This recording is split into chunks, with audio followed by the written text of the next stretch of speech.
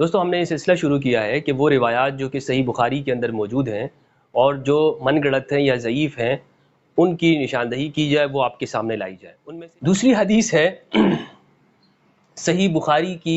जो कि मौजू है। मौजू का मतलब मैं बता चुका हूँ, मनगढ़ंत मौजू, गढ़ी गई, वज़ा की गई। پرون یو کلیپ کته یو کلیپ په فیسبوک باندې نو پته نشته هغه ته خو لباس وي د مفتیانو نه دی خو ګیرې شته چېرته لیکلي مفتي فلان او هغه په بورډ باندې لګیا دی او باقاعده وایي دا 50 نمبر حدیث دی د بخاري چې دا منګړت دی د ځانه جوړ کړی شوی دی بخاري کې ښیي ښه نو په دې خبره ځان پوهې کوي چې د ټول امت مسلمه اجماع د اتفاق دی چې د الله د کتاب نه رستو صحیح ترین کتاب هغه صحیح بخاری دی صحیح پوه په خبره په صحیح بخاری کې یو حدیث موضوع یو منګړت د ځانه جوړ کړی شوی خو پرېږده کمزور هم پکې نشته کمزور هم پکې نشته او دا ظالم وي دا زمونږ 50 نمبر حدیث دی چې دا بخاری کې منګړت دی کوم حدیث دی وای دا احادیث ولې منګړت دي ولې د ځانه جوړ کړی شوي دي وای د دې وجه نه چې دا د قرآن سره مخالف دي نعوذ بالله د قرآن سره مخالف ټکراو یې دی او د دې احادیثو د وجه نه په مونږ کافران اعتراض کوي چې کافران اعتراض کوي نو مونږ ووایو چې دا حدیث نه دی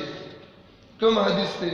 وای حدیث دا دی امرت ان اقاتل الناس حتی یشهدوا ان لا اله الا الله حضور فرمایي ما ته الله حکم کړی دی چې زه به خلکو سره تر هغه وخته پورې جنګېږم څو پورې چې دې کلمه د شهادت نه وي وای دا د قرآن نه مخالف دی قرآن نه څنګه مخالف دی قرآن نه داسې مخالف دی چې الله فرمایي لا اکراه فی الدین په دین کې اکراه نشته زور نشته او دلته حضور وایي چې یاره حدیث کې وایي چې زه به ورسره جنګ کوم چې څو کلمه نه وي دا په زور په اسلام وروړي نو قرآن نه خلاف شو هلکه زناوره د حدیث دا مطلب نه دی د حدیث دا مطلب نه دی چې زه په دې باندې په زور اسلام وروړم امرت ان اقاتل الناس حتى يقولوا لا اله الا الله حتى يشهد لا اله الا الله مطلب دا دی چې زه به جهاد کوم چې د کفر غلبه ختم شي نو حضور چرته وګوره په دې 10 کاله جهادي زندګۍ کې یو کافر د څوک پوښي چې هغه ته حضور په سر باندې توره ایږي په سر باندې چې شاب ایمان روړه کنه سر د نوام شته دې داسې نه داسې نشته د دې حدیث مطلب دا دی چې یا به اسلام روړي په خپل اخوه ولی که په خپل اخوه اسلام رو نړي نو بیا د اسلام بالادستی اومنه د اسلام قانون لاندې زندگی تیروا او ټیکس راکوم کافرو سره خبرو باندې کوم دغه مطلب دی چې اوسړې نو اسلام وروړي نه د اسلام بالادستی مني نو دا د کینسر دانه د درې علاج بیا څه شي دی وایا کټکول دي څه شي دی کټکول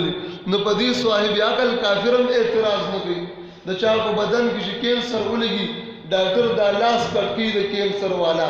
کینسر زودا نو څوک دا اعتراض کوي چې دا ظلم دی ولی زګه کدا لاس کټ نکی دی ټول بدن ته کینسر لګي نو کافر دک کرانګي ښا په خبره باندې پیش یا شاول الله رحمت الله علیه په حجت الله البالغه کې د جهاد حکمتونه ذکر کړي نو یو حکمت پکې دا دی د دې مثال داسې دی لکه یو آقا یو خپل غلام لا مونږ به وایو لکه یو پلار یو مور خپل بچی لا بیمار بچی له په زور دوی ورکوي ادوی نه استعمالي ترخه د خپل نه کولاوي مونږ تاسو ماشوم له په زور خپل کولاو کنه کولاو دوی ورکو کنه ورکو چا ویل چې د پلار یا د مور ظلم کوي نه ولی زګه دا دوی اگر چې په الحال ترخه ده خودی کې د صحت ته دي کې څه دي صحت ته نو اسلام دوی دا اسلام څه ده دوی دا نو اسلام چې دوی شدا دې نه استعمالي دې نه کوي نو دنه بیا دا کینسر نور خلکو ته لګي چې نور خلکو ته لګي کرنټینا وکړي جوړو خبره پیږي کړه دا به بندو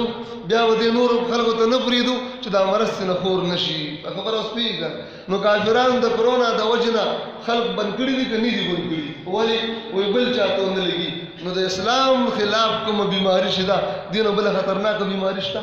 نو موږ بیا اسلام دا حکم کوي چې دا ختمه وا اوس پیښ نو دا مې دې پورې ویلې چې مستشرقین را پیدا شوي دي. ګوره بخاري کې وي دا حدیث، نو دا اصل کې منکرین حدیث.